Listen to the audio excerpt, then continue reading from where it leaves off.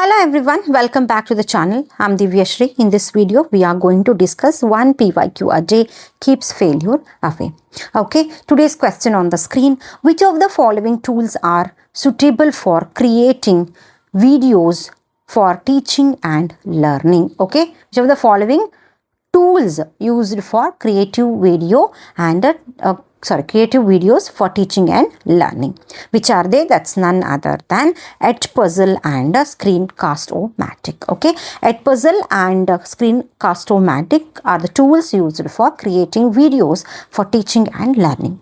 Why not rest of them? Let's discuss. Okay, the first option is Kahoot. Kahoot ನಾವು ಯಾಕೆ use ಮಾಡ್ತೀವಿ ಅಂತಂದ್ರೆ it's basically game based quiz platform used for assessment and interactive quizzes. Game based quiz ಇದು ಎಲ್ಲಿ use ಮಾಡ್ತೀವಿ ಅಂದರೆ interactive quizzes ಅಲ್ಲಿ use ಮಾಡ್ತೀವಿ ಅಥವಾ ಅಸೆಸ್ಮೆಂಟ್ ಅಲ್ಲಿ ಯೂಸ್ ಮಾಡ್ತೀವಿ. ಓಕೆನಾ?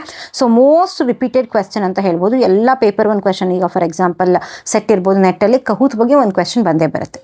ಓಕೆ, ನೆಕ್ಸ್ಟ್ ನೋಡೋಣ ಮೈಂಡ್ ಮಿಸ್ಟರ್. ಮೈಂಡ್ ಮಿಸ್ಟರ್ ಯಾಕೆ ಯೂಸ್ ಮಾಡ್ತೀವಿ ಅಂದರೆ ಮೈಂಡ್ ಮ್ಯಾಪಿಂಗಲ್ಲಿ. ಓಕೆನಾ? ಈಗ ಫಾರ್ ಎಕ್ಸಾಂಪಲ್ ನೀವು ಯಾವುದೋ ನಾವೆಲ್ಸ್ ಓದ್ತಾ ಇದ್ದೀರಾ, ಸೆಟ್ಟಿಗಿರ್ಬೋದು, ನೆಟ್ಟಿಗಿರ್ಬೋದು, instead of writing the summary ನಾವೇನು ಮಾಡ್ಬೋದು, ಮೈಂಡ್ ಮ್ಯಾಪ್ಸನ್ನು ಹಾಕ್ಕೋಬೋದು. ಇಟ್ಸ್ ವೆರಿ ಈಸಿ ಅಲ್ವಾ? ಸೊ ಆ ಥರ ಒಂದು ಮೈಂಡ್ ಮ್ಯಾಪ್ ಮಾಡೋದಕ್ಕೆ ಮೈಂಡ್ ಮಿಸ್ಟರ್ನ ಯೂಸ್ ಮಾಡ್ತೀವಿ. ನೆಕ್ಸ್ಟ್ ಜಾಮ್ಬೋರ್ಡ್ ಯಾಕೆ ಯೂಸ್ ಮಾಡ್ತೀವಿ? It's a digital collaborative whiteboard for interactive learning. ಇದು ಡಿಜಿಟಲ್ ವೈಟ್ ಬೋರ್ಡ್ ಅಂತ ಹೇಳ್ಬೋದು, ಫಾರ್ ಇಂಟರಾಕ್ಟಿವ್ ಲರ್ನಿಂಗ್ ಅಂತ ಹೇಳ್ಬೋದು.